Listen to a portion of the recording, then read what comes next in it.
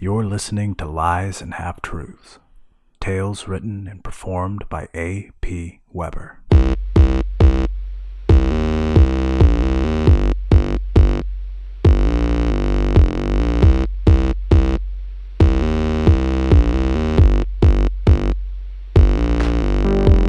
Imagine an alternate version of America, where demonic powers hold sway in haunted houses and ancient places. In this America, a secret cult of witch hunters, whose history dates back to before the nation's founding, roam the country, destroying the work of the devil with silver and fire. And yet, the essential nature of this fantastical world isn't so different from the one we live in, where it's often difficult to determine what is good and what is evil.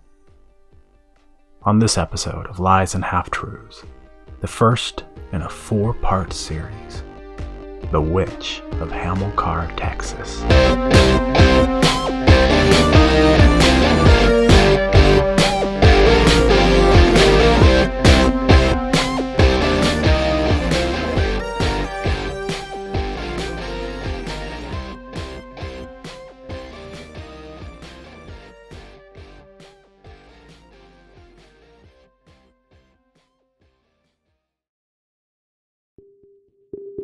When 2 boys in a beat-up old Subaru station wagon sputtered into town, the people of Hamilcar, Texas squinted at them from sidewalks and storefronts, and more than one man spat on the ground. But when the vehicle turned down Armadillo toward the church and Reverend Wallace's house, suspicions were abated somewhat. The young men left their car idling in the Reverend's drive and got out. The old preacher opened the door and stared over his bifocals at them standing there on his porch.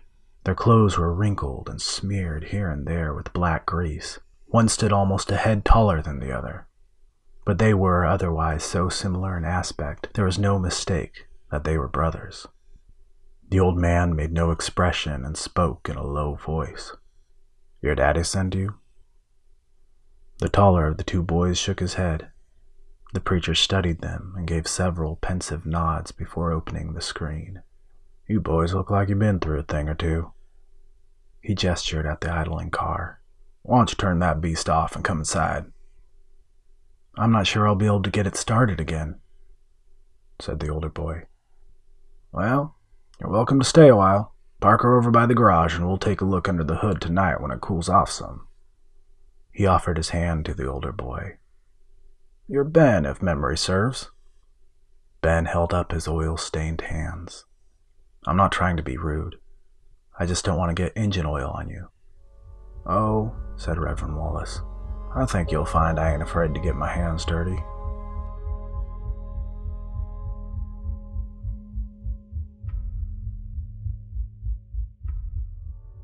Inside, they sipped iced tea at the kitchen table and looked out the sliding glass door across a dry field to the white church building on the other side. The church was a simple structure with a steeple and rows of red stained glass. A cemetery lay behind the church, and an adobe brick well beyond that. Ben remembered the well. He had teased his brother Roland for being too scared to look down into its darkness. They had been children then. The preacher cleared his throat, paused with the glass at his lips. "How's your father been?" he said, and took a sip as though the question didn't matter at all. Ben sat, circling the rim of his glass with his fingertip. "He doesn't know we're here." "That right?" The younger brother straightened up in his seat. "We'd like to keep it that way," he said, "at least for a little while." The preacher gave another series of pensive nods. He looked the younger boy over. "Roland, right? I remember you being a sweet little boy, not like the Carolingian hero you were named after. Now don't take that the wrong way. Remember, the Lord passed over David to build his temple because he was a man of violence. That was David's calling, violence. But it's better to be a man of peace. I think you know that. Is that why you're here? Looking for a little peace?" Ben reached out and took hold of the old man's forearm, his grip tighter than what would be polite. "That's enough, Reverend. I can't let you go on like that, and I think you know why."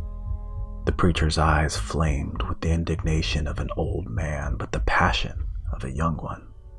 Roland looked back and forth between his brother and the preacher.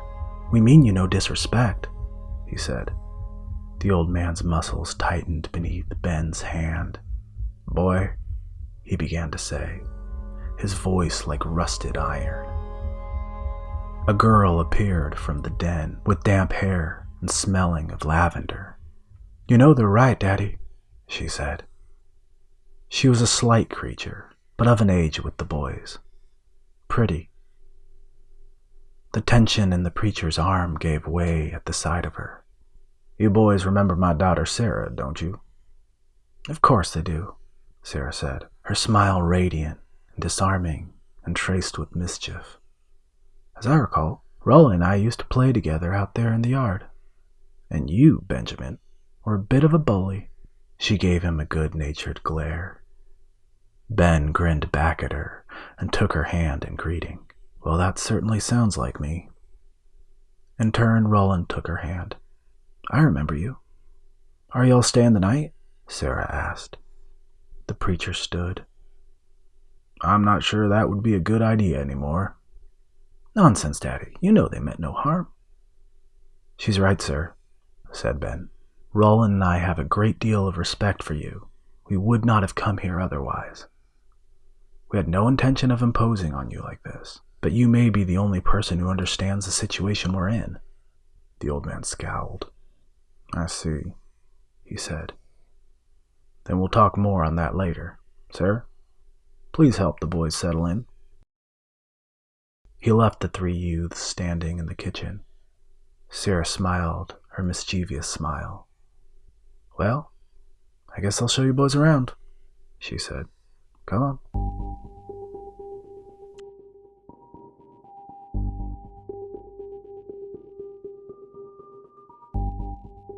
At dusk, the preacher and the two brothers probed and tinkered with the Subaru's engine, periodically shooing away insects attracted to the fluorescent lamp hung from the inside of the raised hood.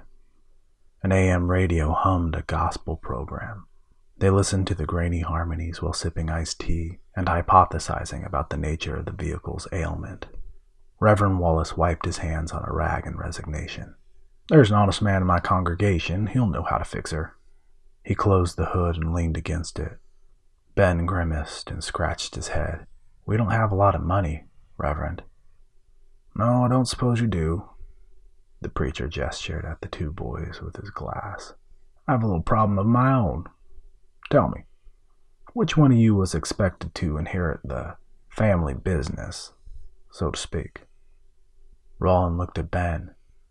Ben stared hard at the preacher. "We're on our own now," Ben said. "Doesn't matter who." The preacher eyed him back. "If one of you two has a gift, it surely does matter." "Neither of us has a gift, Reverend, but we're still about God's work." "That's why you're here?" "Yes, sir." "It's dangerous work. Even for the elect it's dangerous. But I respect that you still want to do it. These are dark times. And whether you're one of the chosen or not, we all got to fight the good fight. Satan rules the power of the air." Ben cut him off. "Reverend." That fierce look passed over the preacher's face. He took a deep breath. "I'm sorry. Old habits. I use this gift of mine every Sunday, only to keep my flock on the straight and narrow, mind you. Never to control them. If I could turn it off, I would, but I can't, so I have to be careful. It's good you boys are here, as a reminder of that fact." "And we're glad to be here, Reverend. You're still well respected in the church, even though you left. Now that we've left too, we thought you might be able to help us." "Well respected, huh?" the old man said with a sardonic smile. "Those bastards are scared. They think I got me a cult following of zombies who'll do my every bidding. Afraid I got an army. You two know that ain't true, right?" Ben shrugged. "We just got here." "And so what if you do?" The preacher laughed. "Spend some time here, and I think you'll find there ain't much fighting in this here town. These people are simple. Good, but simple. Which is why you want our help, I suppose, said Roland. You must be the smart one. My guess is you're pretty well studied. On certain matters. Ben nodded. We both are. Well then, I'll tell you about our problem here in Hamilcar, and you can tell me what you think about it. It started about a year ago, Reverend Wallace told them. An infant went missing, stolen under cover of darkness from his cradle. The police had no leads. No one in town would do such a thing. A week later, a man took a moonlit horseback ride in the countryside. He came across a large flat stone. An eviscerated carcass lay upon it. At first, he thought it was the remains of a rabbit made prey by some creature, scared off by the sound of hoofbeats. It was not a rabbit. The man went straight to Oliver Rogers' house, a police officer, and he did so with haste, as he imagined he saw some shadowy beast standing on a rise, watching him in silence. When Officer Rogers arrived on the scene, the body of the infant was gone. Beneath the blood and viscera that remained upon the surface of the stone, he found, painted in black ink, strange geometric shapes layered atop each other, along with what appeared to be some form of arcane writing. Since that night, townspeople have reported wolf sightings in that region of the countryside, always after dark. There hasn't been a wolf in these parts in nearly 70 years, said the preacher. It's almost as though the beast is standing sentry out there. Ben had been listening, stroking the stubble on his chin between his thumb and forefinger. This does sound like something we can help you with. The preacher gave him a joyless smile. Convinced already, huh? Well, the story goes on. As it happens, the preacher went on to tell them, one structure stands in the otherwise barren countryside where the beast roams. A house. An oil man built it for his young bride around about the turn of the last century. Shortly after moving in, he died. Some controversy had surrounded the man's death, but whatever it was is now lost in the fog of time past. The widow never remarried. She adopted a daughter some years later. Upon the widow's death, her husband's entire fortune, including the land the house stands upon, went to her adopted daughter. That was more than 50 years ago. The heiress set foot in the house but once, some 20 years ago, while touring her holdings throughout the country. In the intervening years, the house has remained vacant. Stop, Roland cut in. Are you implying what I think you're implying? I'm just relaying the facts, as I understand them. Draw your own conclusions. What? Said Ben. What are you talking about? The preacher held up a hand to silence Roland before he could explain. It's not a name that should be spoken aloud. Ben looked at the preacher, comprehending now. You mean to tell me that you suspect a connection with the most enigmatic witch in history, a woman who has lived for hundreds of years, passing from one body to the next? There's not even any real proof that she exists. Your father never believed the stories. It's far-fetched, even by our standards. The preacher chewed the inside of his mouth. Is it? He said. You've been around so long? It's possible, said Roland. I've read some, and under certain circumstances, it is possible. Is there more to the story, Reverend? The preacher nodded. The house, someone's been living there, or visiting it. At night, a light has been on in the window. Has anyone searched the house during the light of day? Asked Roland. Well, it's private property, and the police department, such as it is in a small town like this, is reticent. Reticent or scared? Said Ben. The old man sighed. Oh, maybe a little of both. Ben scratched his head. And this has been going on for a year? Nearly. No disrespect, Reverend, but you've done nothing? Not nothing. I wrote to your father about it. In fact, I thought that was why you boys showed up all on a sudden, till you told me you chose the path of the apostate. I'm an old man. I can't do this sort of work by myself anymore. Besides, I have no intention of stepping on the church's toes, so to speak. Ben frowned. Where is this house? The preacher set his glass of iced tea down. I'll get a map. Ben sat in an easy chair, staring vaguely at the darkness outside the window. Roland opened the fold-out bed and laid down on it, looking up at the ceiling fan. Why'd you lie to him? Roland asked. What? Why'd you lie to him? About me? He's an apostate, Ben said. You think we can trust him? If we can't, what are we even doing here? Ben took a long-suffering breath. Reverend Wallace is on Dad's short list of loose ends. I thought we should suss him out. Roland sat up in the bed. What? You know this, Ben said. We left the church, said Roland. What do we care about Dad's loose ends? Ben did not reply. He looked down at the rug. What? You think if you prove yourself to Dad, the elders will change their minds?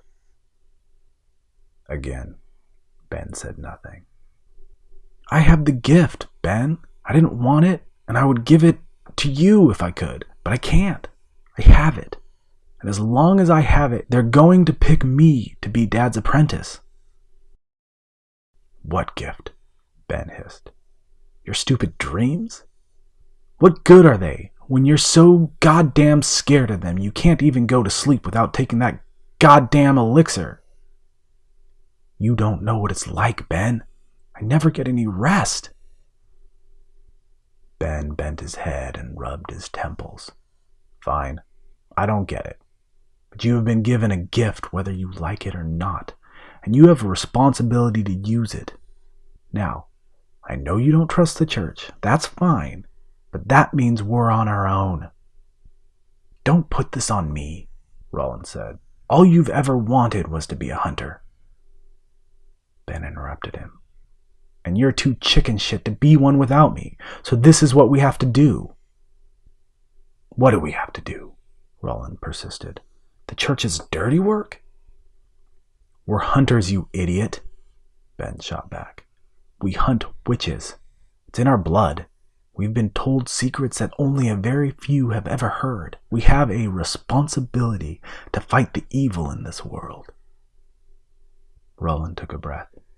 I know, you're right. Ben continued. And we do it on our own terms. No council of elders. No silly rules. We know how to identify a witch, and we know what to do with it. Okay. Okay? Yeah. Okay. So what do you think about Reverend Wallace's story? Roland asked. Ben placed his hand on the armrests of the chair and pushed himself up. I don't know. We're going to check it out, though. He walked to the door and gave his brother a crooked smile. Get some sleep. Where are you going? Sarah and I are going out. Out? Out where? Roland asked.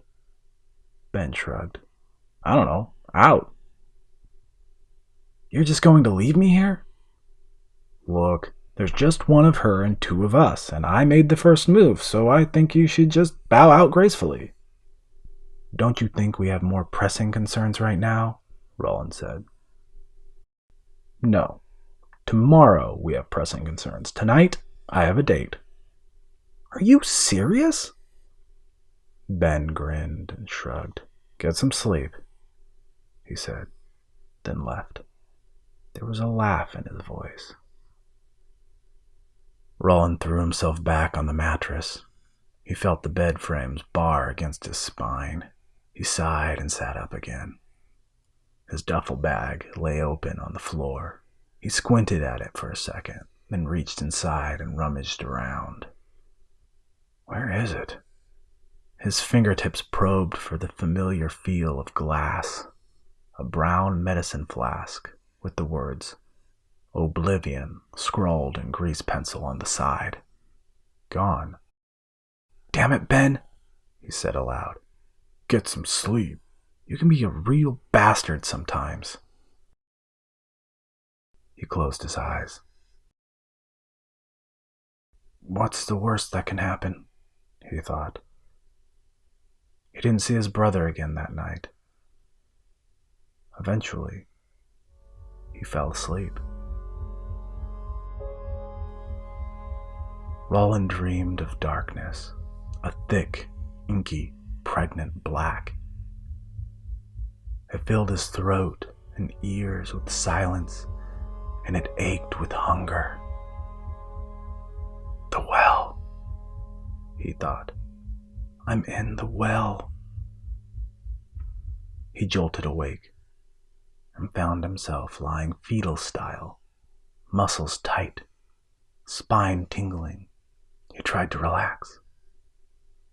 Just a dream, he told himself. But he knew it wasn't. He never merely dreamed anymore.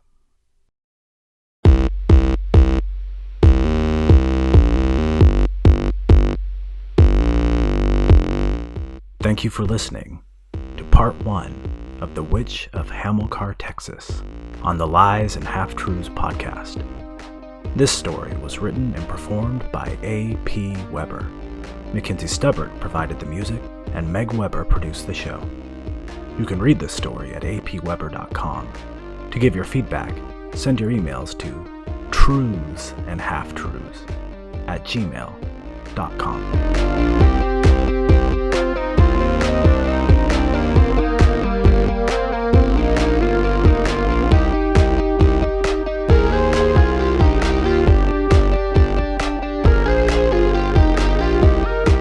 Next time, part 2 of The Witch of Hamilcar, Texas.